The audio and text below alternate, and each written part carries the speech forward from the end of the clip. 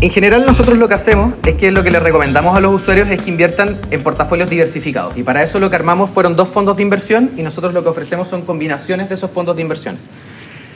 El primer fondo de inversión que gestionamos en México es uno que se llama Moderate Portman, por Natalie Portman, y el segundo es otro fondo que se llama Risky Hayek, por Salma Hayek.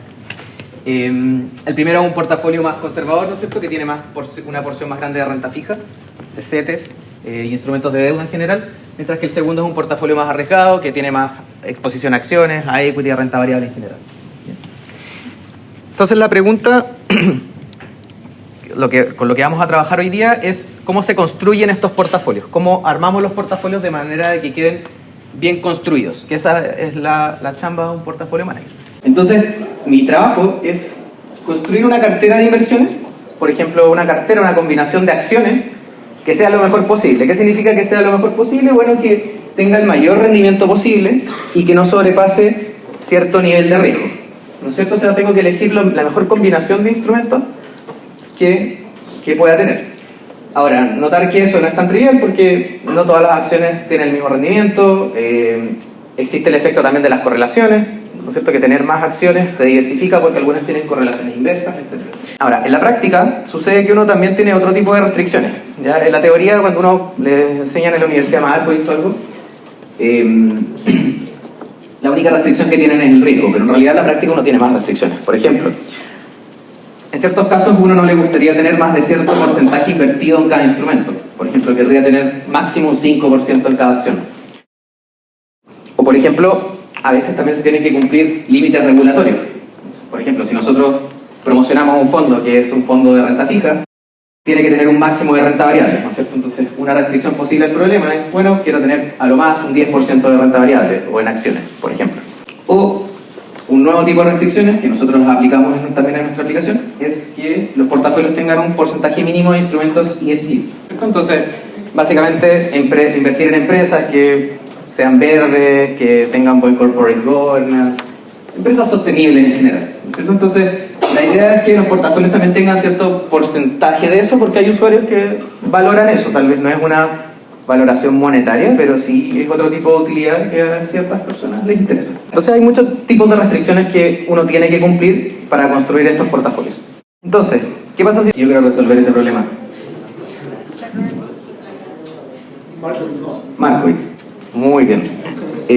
Exacto. Yo cuando estaba en la universidad y escuchaba problemas de maximización de retorno o de rendimiento sujeto a un nivel de riesgo, lo que pensaba era Markowitz, ¿no es cierto? Eso es lo que uno le enseña en la universidad y eso se le llama teoría moderna de portafolios. Ahora, como podrán imaginar, esta teoría no es muy moderna en realidad. ¿Ya? Markowitz ganó un premio Nobel, pero la teoría la propuso en los años 50, los años 60, fue hace mucho tiempo, dejó de ser moderna hace muchos años. Esto es solo un repaso de qué es lo que es Markowitz, ¿no es cierto? Entonces Markowitz es la gran gracia o por qué Harry Markowitz ganó el Nobel fue porque él logró plantear el problema de un inversionista como un problema de optimización, ¿no es cierto?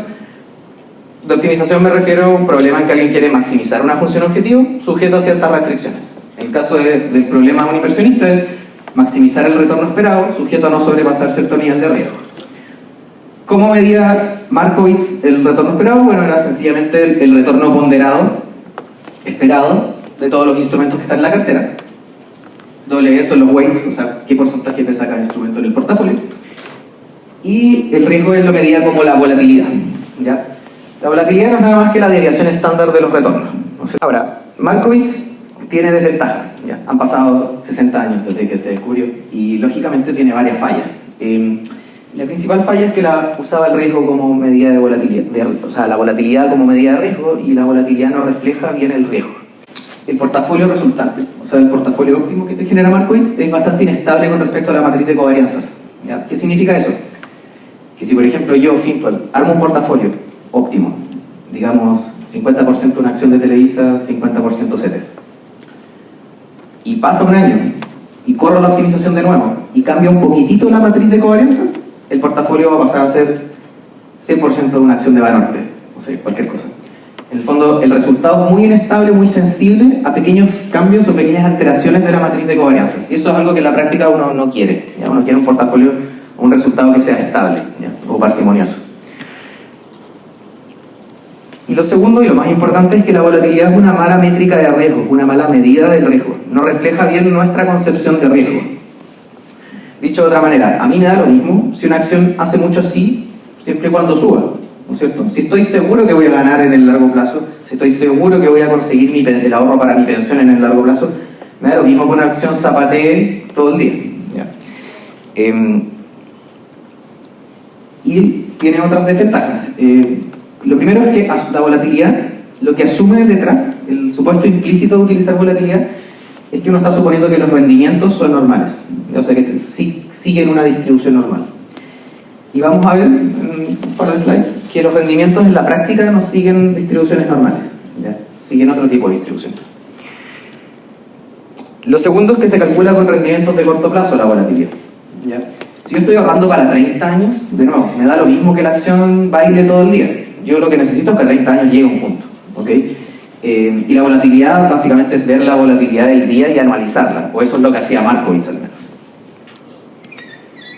Y lo tercero, que esto es un poco más teórico, matemático, es que no es una medida de riesgo monótona, o básicamente lo que quiero decir con eso es que puede haber un portafolio muy volátil, pero que siempre le gane a uno muy poco volátil. Y eso significa que el segundo es menos riesgoso, porque al final siempre gana, pero con la volatilidad no sucede eso.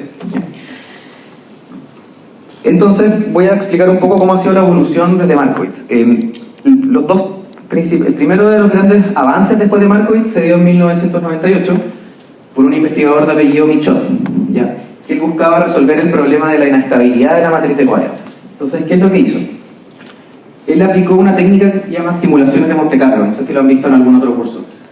Hacer simulaciones de Monte Carlo es algo que se aplica en muchas áreas de la ingeniería, ¿ya? Es cuando tú desconoces la distribución o la naturaleza de un proceso y lo que haces es simularlo 1.000.000 de veces y después promedias el resultado, ¿ya? Aplicado al caso de los portafolios, lo que hizo Michaud era decir, mira, voy a correr Markowitz 1.000.000 de veces con datos falsos simulados y después voy a promediar el portafolio, esos portafolios óptimos. Entonces lo que hacía era decir, ok, calculo la matriz de covarianza según los datos que tengo, calculo los rendimientos esperados según los datos que tengo y con eso calibro una distribución normal en este caso, multivariada. Y con eso él podía generar escenarios sintéticos o datos sintéticos y con cada uno de esos samples que hacía, calcula un portafolio óptimo y promedia finalmente todos los portafolios óptimos para llegar a un portafolio nuevo. Y la gracia de ese portafolio promedio es que es un portafolio mucho más estable y que si bien es subóptimo respecto a la varianza muestral, o sea, la varianza de los datos iniciales, es un portafolio mucho más estable y mucho más cercano al óptimo real, o sea, el óptimo de la distribución real de los datos, ¿ya? Esa distribución que nadie sabe, que la conoce Dios, ¿no? Entonces con eso él solucionó el problema de que, o sea, haciendo este tipo de simulaciones y que todavía esto se utiliza en la industria, uno puede lograr un portafolio mucho más estable. Ahora, el problema es que, bueno, Michaud todavía aún tiene desventajas, ya aún tiene algunos problemas. Y el principal problema es que sigue utilizando la volatilidad como medida de riesgo. O sea, él seguía utilizando Markowitz, solo que lo hacía 1000 veces y lo promediaba. Entonces quiero hacer un ejercicio acá. Si yo les paso estos dos rendimientos, esto es un ETF de renta fija estadounidense. Hay una serie que es real y la otra es simulada. Simulada con el mismo retorno promedio y la misma volatilidad. ¿Cuál es la real y cuál es la simulada? ¿Ya? ¿Quién dice que la real es la de abajo? ¿Cuántos años son por año? Uf, no veo nada. Pero creo que es desde el 2000, más o menos. Sí. Hasta el 2020. ¿Ya? ¿Quién dice que es la de arriba? Levante la mano. Levante la mano el que dice que es la de abajo. La respuesta queda mucho más clara cuando uno ve estos rendimientos en amplitud, ¿ok? Acá lo que estoy haciendo es sencillamente diferenciar la serie, calcular los retornos diarios y verlos, digamos, como en amplitud. No sé si alguien tuvo algún curso de ondas o de sonido, pero es básicamente ver como la visión de los cambios. Entonces, ¿qué diferencia tiene la de arriba con la de abajo cuando uno ve los rendimientos diarios? Lo que pasa es que se generan estas como cúmulos, ¿no es cierto?, en que se vuelve muy caótico todo, ¿ya? Estos cúmulos se llaman clusters de volatilidad, y los descubrió un matemático de apellido Mandelbrot, que él descubrió que la volatilidad se acumula en ciertos periodos, que hay periodos en que se genera mucho estrés en los mercados financieros y la volatilidad se acumula, y, como visto desde una manera más econométrica, lo que sucede es que hay autocorrelación entre la magnitud de los rendimientos. O sea, cuando hay rendimientos muy altos, es muy probable que al siguiente día haya rendimientos muy altos o muy bajos. O al revés, cuando hay rendimientos muy bajos, también, el siguiente día lo más probable es que haya rendimientos muy altos o muy bajos. En el fondo, la magnitud de los rendimientos está autocorrelacionada. Y eso hace que se generen estos clústeres. O visto de otra manera, si uno ve la vista en frecuencia, o sea, cuánto se repite cada rendimiento, ahí se ve claramente la diferencia. O sea, la naranja es la distribución simulada, que es una distribución normal, mientras que el azul, que es la distribución empírica, la que se ve en la práctica, se ven dos cosas, que en general los rendimientos bajitos se repiten mucho, pero además se generan estas colas pesadas, ¿ya? O fat tails, que en la práctica lo que significa es que hay muchos rendimientos que se dan que son anormales, o sea, que son muy negativos en la práctica o muy positivos y que no conversan con lo que sería una distribución normal, ¿ya?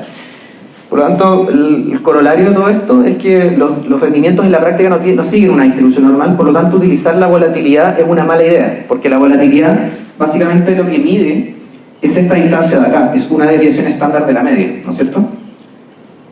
Y me estoy perdiendo todo lo que sucede acá. En el fondo yo podría decir, mira, este activo es muy poco riesgoso, este instrumento no tiene nada de volatilidad, pero mira lo que pasa cuando hay situaciones de estrés, se estresa mucho más. A nosotros lo que nos interesa en general como seres humanos es qué pasa cuando ocurre un evento de crisis. Esa es la verdadera noción de riesgo que tenemos. ¿Qué es lo que pasa si sucede un escenario muy, muy, muy malo? Me da lo mismo que haga así todos los días. Lo que me interesa es que cuando caiga mucho, eso va a ser realmente lo que me va a doler, ¿no es cierto? Va a ser la pérdida monetaria que me va a doler más. Entonces, lo que sucede es que surgió una alternativa para medir el riesgo, o surgieron varias alternativas, pero esta es la más popular que se utiliza en general en la industria, que es otra medida de riesgo, que no es la volatilidad, que se le llama CVAR, ¿ya? O Expected Shortfall o Conditional Value at Risk, dependiendo del libro que lean, o la página que lean. ¿Y qué es el CVAR? Es algo como la volatilidad, como una medida de riesgo, es una métrica que te sirve para ver si un instrumento, qué tan riesgoso es un instrumento, y que se define como el centro de masa de la cola de la distribución. Entonces, por ejemplo, si tengo acá los rendimientos diarios del S&P 500, el CVAR es sencillamente el centro de masa de esta cola. O sea, ¿dónde está el promedio de toda esta cola de rendimientos? La parte negativa de los rendimientos, los escenarios que no me gustan. Es como la integral de esto, ¿no es cierto? Como que estoy sumando y ponderando por el tamaño de la frecuencia. O visto de una manera más natural, es básicamente el promedio de los escenarios negativos, ¿ya? O sea, en promedio, cuando me va mal, ¿qué tan mal me va? Eso refleja mucho mejor el riesgo de un instrumento financiero. Y cumple con otras propiedades como monotonía y da lo mismo, pero aunque tiene ciertas propiedades matemáticas que son bastante interesantes, pero esta es la medida que más se utiliza hoy día. Lógicamente depende el valor de esto de qué es la cola. En general la cola se define como el percentil 5 de la distribución, ¿ya? En la práctica, en la industria se utiliza 5 o 2.5, pero ese es como es el estándar. Y lo que sucede es que en el año 2002 hubieron dos investigadores de apellido Rockefeller y Urecer que plantearon el problema y resolvieron el problema de construir portafolios, igual que como lo hacía Markowitz, pero sin poner la volatilidad acá abajo en la restricción, sino que poner el CVAR, ¿ya? Entonces, ahora el problema de optimización es cómo maximizo mi rendimiento sujeto a que no sobrepase cierto nivel de riesgo de cola, ¿ya? O sea, que los escenarios malos no me vayan tan mal, con algún CVAR fijo, ¿no es cierto? Notar que el resultado de Urecer y Rockefeller su resultado no fue plantear el problema, sino que fue reescribir el problema a un problema de optimización lineal. La gracia de la optimización lineal es que es un problema de optimización mucho más simple computacionalmente de resolver, ¿ya? Si yo intento, recuerden que la definición del CVAR es bien rara, es como el promedio de la cola izquierda de la distribución hasta el punto del 5%. No es un problema de optimización que sea trivial de resolver, ya no es un problema lineal ni cuadrático, es un problema que se vuelve bastante difícil de resolver. La gracia de que tuvo Uriasep fue que transformó ese problema a un problema equivalente, que son solo ecuaciones lineales, ¿ok? Y resolver un problema ecuación lineal tiene la bondad de que es muy sencillo de resolver. Uno puede utilizar simplex o otros algoritmos de resolución de problemas de optimización como métodos de punto interno, que se resuelven en tiempo polinomial, como se dice en computación. ¿Ya? Entonces, la gracia es que uno puede tener estos problemas fáciles de resolver y puede poner muchos activos o puede simular muchas veces. Recuerden que esto uno lo podría, de nuevo, aplicar lo que hacía Pichot, o sea, simular 1000 veces y después promediar los portafolios óptimos. Pero si voy a simular 1000 veces, necesito que cada optimización sea fácil de resolver, si no va a estar un año sentado en el computador esperando que se resuelva el problema. Y esa fue la gracia de Rolf Uriasep, que lo pasó a problemas lineales. Hasta ahora, esto es como lo top de lo top que usan en la industria, como optimizar con Ciber. Ahora, el problema es que es cómo se calcula todo esto, ¿ya? Porque en general, ¿cómo calcularían ustedes un Markowitz? ¿De dónde sacarían los datos? Si yo necesito una matriz de covarianza, por ejemplo, de acciones mexicanas, ¿de dónde sacarían los datos? ¿De Yahoo? Ya. ¿Y qué problema tiene eso? Bueno, ahí lo que estoy haciendo es sacar los precios, toda la serie de precios históricos, ¿no es cierto? ¿Cuál es el principal disclaimer que tienen los bancos, o las corredoras de bolsa, o las gestoras de fondos, los operadores de fondos? Que lo puedo hacer en la radio bien rapidito, o en letras muy chiquititas de las cosas.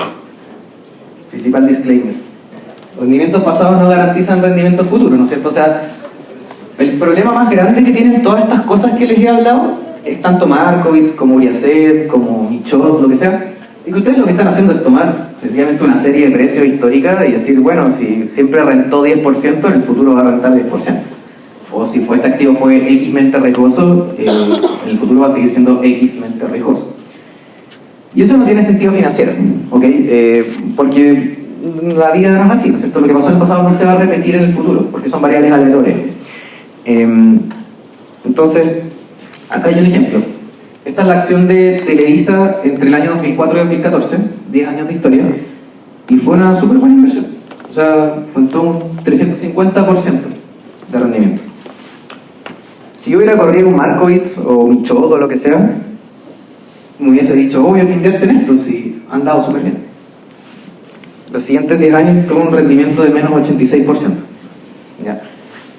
Esto solo para que vean como que en el fondo utilizar rendimientos pasados para intentar predecir el futuro no tiene mucho sentido en la práctica, ¿ya? Porque en general lo que te dice como el sentido común es que qué pasa cuando algo sube de precio.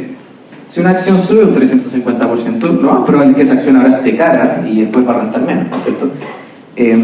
Y los rendimientos pasados no capturan esa noción. Entonces, el corolario de todo esto es que el éxito de cualquier estrategia de asset allocation siempre va a depender de que también se estimen los rendimientos futuros, ¿ya?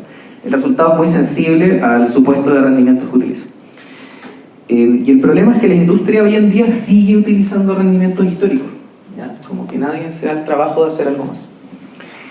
Y ahí nosotros lo que hicimos fue que propusimos una solución que fue mejorar esto utilizando Machine Learning y inteligencia artificial.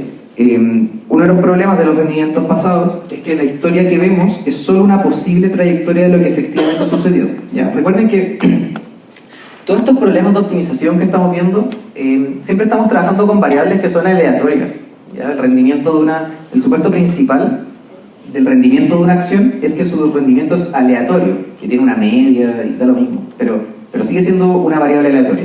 De hecho, el problema de optimización es un problema de optimización estocástica, no es un problema de optimización tradicional. Y por lo tanto, lo que estamos viendo hacia atrás nosotros, de cómo evolucionó el precio de la acción de Televisa o lo que sea, es sencillamente una trayectoria posible de lo que pudo haber sucedido. En realidad, pudieron haber ocurrido cientos de trayectorias posibles. Y eso es lo que hace difícil, desde una perspectiva como ingenieril o científica, el trabajo en inversiones. No es como trabajar en biología, en que tú, si quieres hacer un experimento, lo haces dentro de una cubeta o de lo que sea, una pipeta, y ese ambiente está controlado, y yo sé que si tuvo un resultado en ese ambiente controlado, después cuando lo saquen va a seguir siendo el resultado porque el fenómeno es el mismo. En inversiones no sucede eso, porque como son variables aleatorias, yo lo que pasó hace 10 años no necesariamente va a pasar en los siguientes 10 años, ese experimento que hice, porque son variables aleatorias. Y lo segundo, Y probablemente la explicación de por qué esto sucede es que, o una de las posibles explicaciones, es que los rendimientos históricos no capturan el estado actual de la economía y del mercado. ¿Ya? En el fondo, sí, en el fondo existen muchas variables macroeconómicas y de mercado que influyen en el rendimiento de los retornos, y el problema de Markowitz y de Uriasev y de todos estos científicos nunca incluyó el nivel de inflación, ni el nivel de tasa, ni las condiciones financieras, ni el nivel de actividad económica, la producción, etcétera, etcétera, etcétera. Cuando en la práctica lo que sucede es que hay una decisión de política monetaria, de Banxico, de la Fed, de quien sea, y los precios se mueven en función de las expectativas de los agentes y de la decisión de política monetaria, o del dato de inflación, o de lo que sea. ¿Ya? Entonces, ¿qué es lo que hicimos? Fue dos cosas. Intentamos resolver el primer problema utilizando algo que se llaman redes neuronales generativas, que lo voy a explicar más adelante de qué se trata. Y intentamos resolver el segundo problema utilizando análisis de clústeres, que también lo voy a explicar más adelante. Ya, entonces, ¿qué son las redes neuronales? Ya, una red neuronal no es nada más que un modelo. ¿Ya? Es un modelo igual que una regresión lineal. Es un modelo que tiene parámetros que uno quiere estimar para poder detectar un patrón. ¿Ya? Están inspiradas en las neuronas del ser humano. ¿Ya? ¿Cuál es la gracia o cuál es la particularidad que tienen las neuronas? Bueno, la particularidad que tienen las neuronas es que, si ustedes se fijan en el día a día, ustedes siempre están expuestos a muchas señales. ¿Ya? Uno piensa que el cerebro tiene que estar todo el tiempo detectando todo lo que está viendo, tiene que estar detectando todo lo que está escuchando, tiene que mantener latiendo el corazón, etcétera, etcétera, etcétera. Y cuando yo enfoco, por ejemplo, la vista, si se fijan, como que uno tiene una noción de que yo estoy pasando mi mano por acá, o ve incluso un poco negro acá, como que se lo imagina negro. Como que tu cerebro borra todo esto, le da cierta atención a algo. ¿Ya? ¿Qué es lo que hace la red neuronal por debajo, o la neurona en realidad? Es que filtra las señales. De todas las señales que recibe, si no sobrepasan cierto nivel de intensidad, la borra. No, el cerebro no la traspasa al resto del cerebro, y por ende queda totalmente nula la percepción respecto a esa señal. En el fondo son las dendritas que reciben la señal, y aquí el cuerpo celular, si es que no pasa cierta intensidad, hace como que eso no es importante. Y por eso nosotros somos capaces de concentrarnos y realizar ciertas tareas sin que el resto de todas las señales como que nos vuelvan locos, ¿no es cierto? El modelo de red neuronal, pasando al modelo computacional, es lo mismo. ¿Ya? La primera parte es como una regresión lineal, ¿ya? Que me imagino que eso lo han visto en economía un millón de veces. Sencillamente recibe un input, variables, tiene ciertos parámetros que podríamos decir que son como los coeficientes de la regresión, los pondera y los suma. Y la gracia es que después nos pasa por una función que es no lineal, ¿ya? Que en general es una función sigmoidea, que lo que hace es que básicamente, si es que la señal es muy bajita, la lleva a cero, y si la señal pasa cierto threshold o cierto nivel de intensidad, la explota hasta llevarla a 1. Y de esa manera, cuando es una señal irrelevante, esto sí es un estímulo para la siguiente neurona, y así sucesivamente. Y esto es una red. En el fondo, esto de acá es una célula de la red, pero en general una red neuronal tiene cientos de estas. ¿Qué diferencia tiene esto también con las regresiones? Que en el fondo acá yo no voy a tener como una regresión que tengo 3 parámetros o algo, voy a tener 1000 o 1.000.000, o en el caso de ChatGPT o los modelos de lenguaje a escala, cientos de millones, y que por eso se necesita una capacidad de cómputo alta. Entonces, por ejemplo, la gracia es que estas redes neuronales sirven para, las más básicas, para reconocer patrones. Por ejemplo, una red neuronal puede servir para reconocer gente que se está riendo. ¿Ya? Entonces recibo la imagen, piensen que la imagen al final uno la puede descomponer como píxeles, y cada píxel es una variable, y pasan las variables, si es que el píxel genera una señal lo suficientemente fuerte, pasa y recibe una pregunta al final. Esto es como una función, estoy describiendo cómo se entrena una red neuronal, ¿ya? Como el proceso de calibrar la regresión. Y básicamente yo pregunto, bueno, ¿está sonriendo? Y como es un dataset de entrenamiento, es que la persona que la está entrenando sabe qué fotos están tagueadas como sonriendo, no sonriendo, sonriendo, no sonriendo, puede responder que sí, que no, y en base a la respuesta se van a ajustar los parámetros.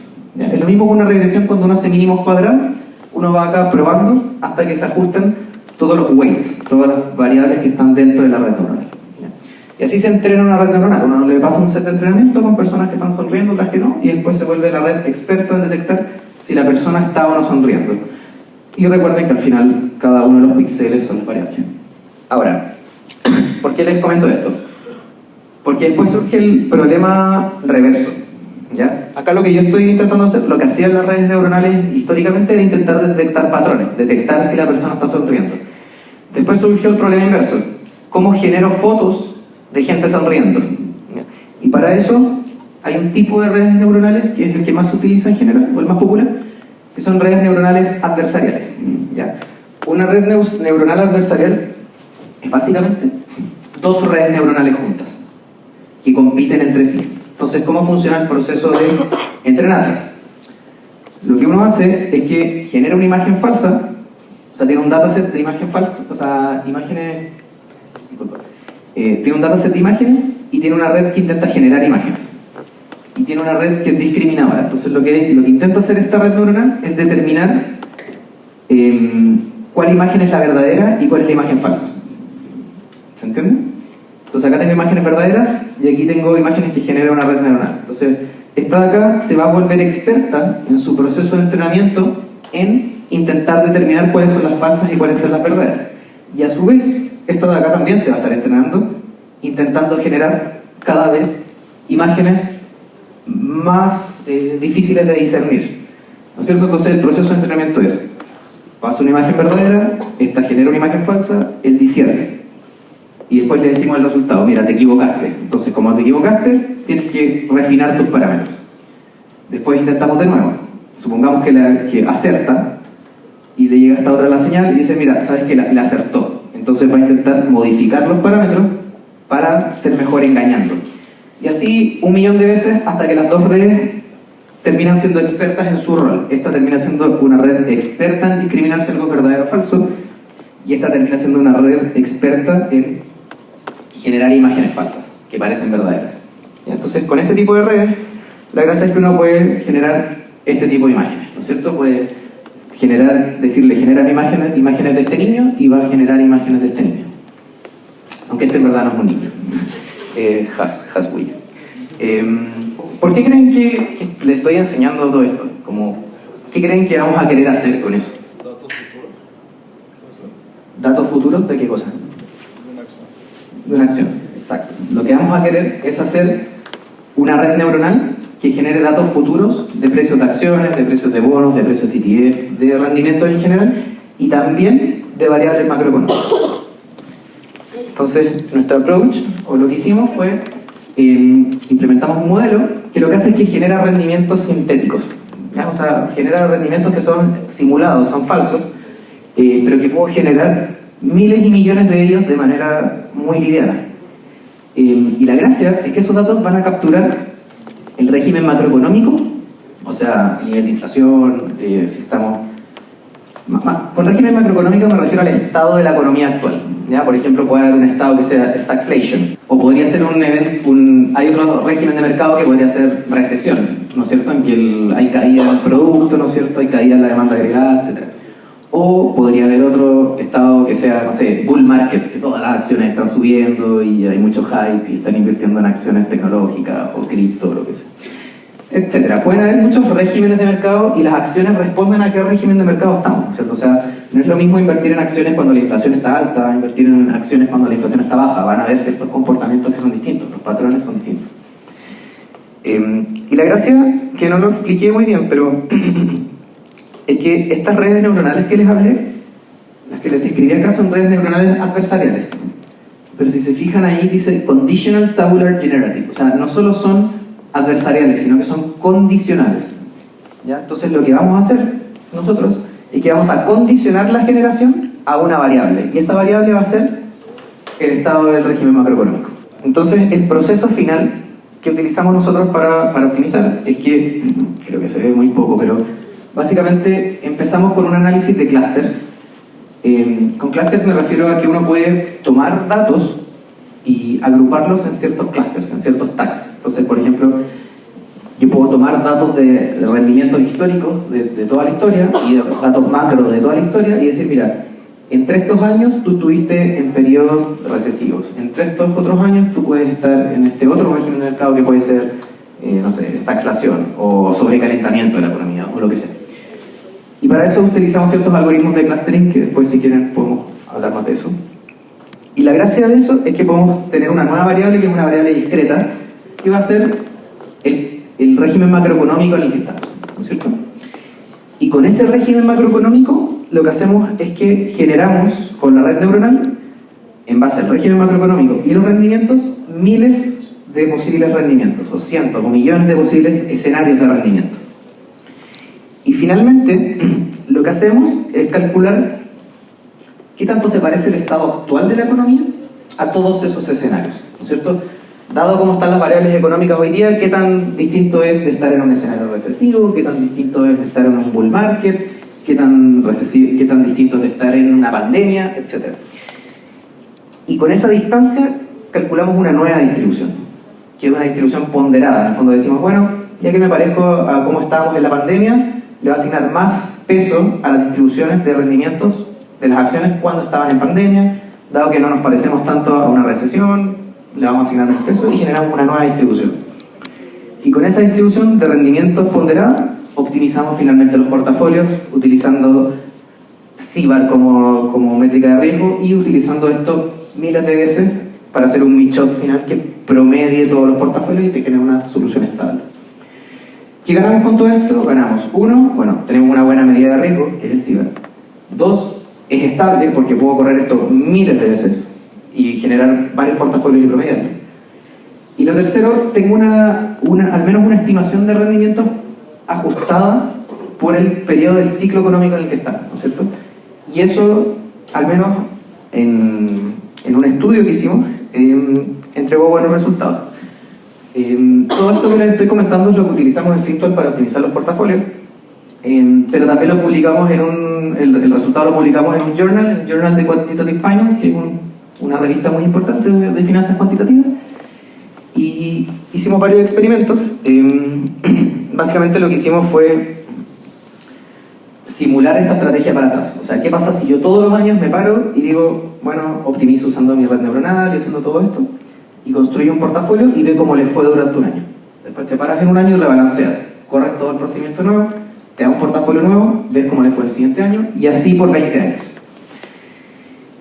Y eso para distintos niveles de riesgo, etc. Y lo que nos dio fue que en general, al menos históricamente, estos portafolios han tenido mejor rendimiento que utilizar sencillamente Markowitz, o que sencillamente utilizar un portafolio en que todo pese lo mismo, que es el Equally Weighted Portfolio, que es como un benchmark bien estándar en este tipo de estudios. Es como la hipótesis nula de alguna medida. Y no solo en rendimiento, sino que también genera menores transacciones, lo que te genera menores costos de transacción. Los análisis se hicieron con costos de transacción. En el fondo, cada vez que uno compra o vende una acción, eso tiene un costo, ya que se lo lleva el broker. Y es súper importante porque uno puede tener una estrategia muy buena, pero si está rebalanceando todo el día, va a generar muchos costos y tu rendimiento neto va a ser pobre. Y que también genera mucha más diversificación en el largo plazo que una estrategia como Markowitz. O sea, Markowitz tal vez en un ambiente cerrado, como les decía, te da por definición buena diversificación, pero cuando sale, en realidad no estás tan diversificado como creías. Bueno, eso. No sé si alguien tiene preguntas con respecto a eso, pero el mensaje con el que quiero que se queden es que había una evolución desde Markowitz a la fecha, se utilizan otras técnicas tanto a nivel de medidas de riesgo, tanto a nivel de la metodología de cómo se estiman los rendimientos, y que inviertan con bajas comisiones.